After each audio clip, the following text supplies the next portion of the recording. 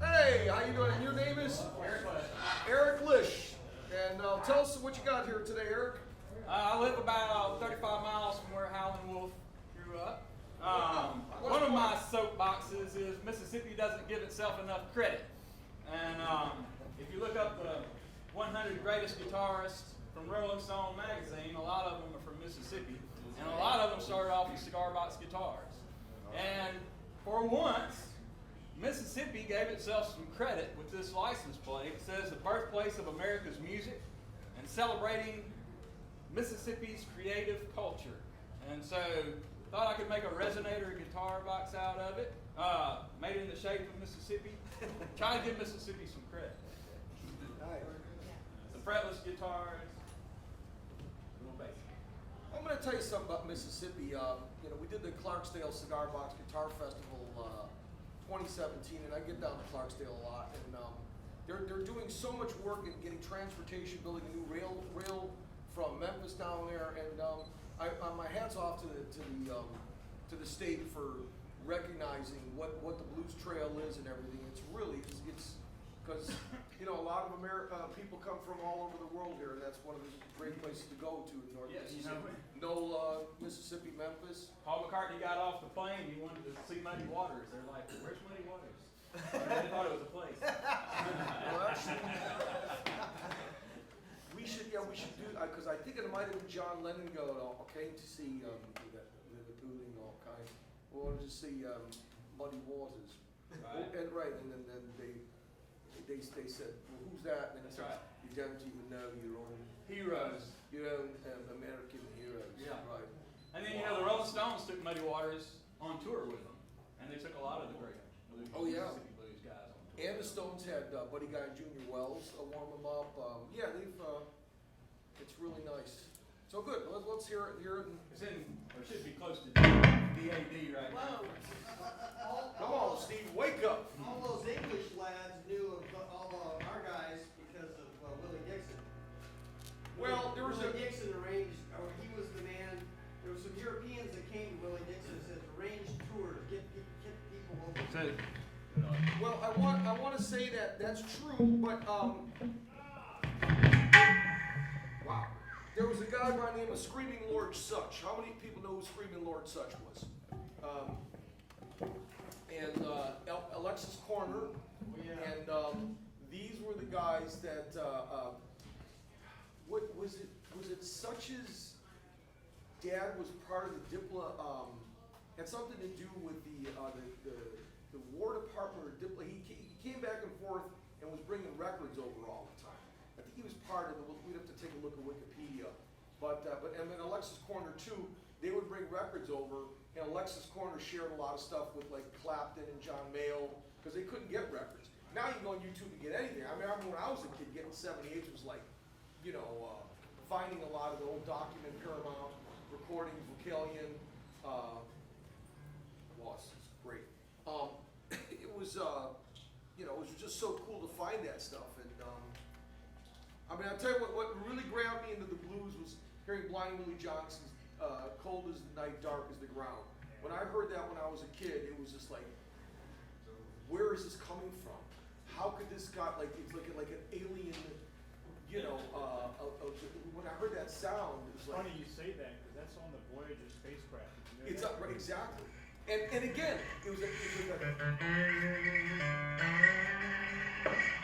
slide. It's that slide. It's just like what Carlos Santana talks about in his book. That Carlos talks about just looking up and taking that energy, but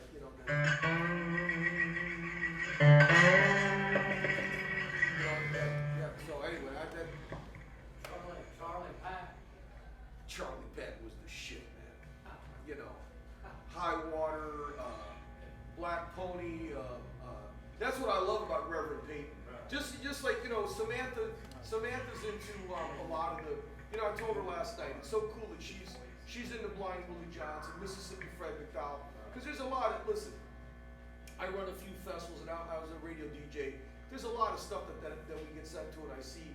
I'm sorry to say it's crap because the kids are just trying to just trying to go into, you know, and I'm guilty. I'm gonna start playing jazz, you know, and I make money playing jazz, and it's like, it's not all that easy, Steve.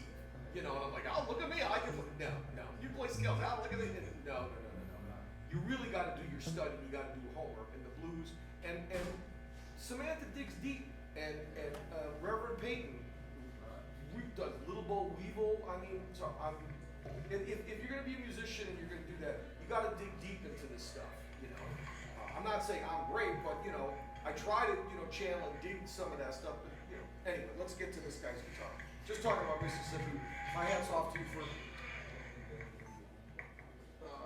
Okay, so let's hear.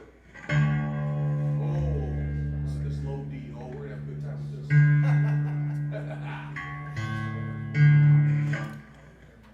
Wow, look at the fret. How did you come up with this fret?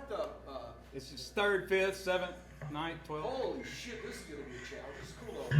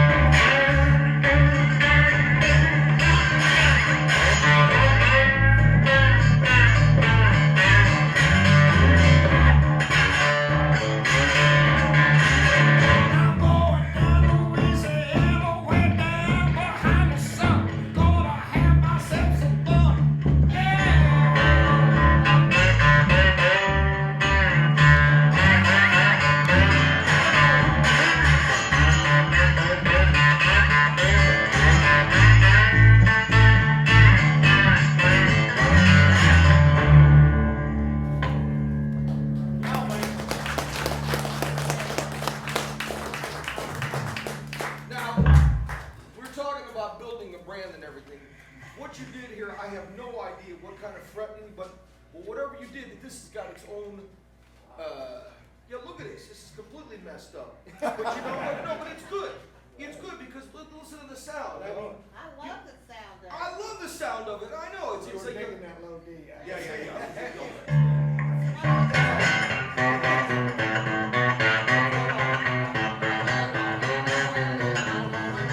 Yeah, so a lot of early comes off the ground. How good. Yeah, you know you're doing well. No, but no, it's cool because it's all about like, you know, a lot of the blues guys, Bucko White, Mississippi Fred, and everything,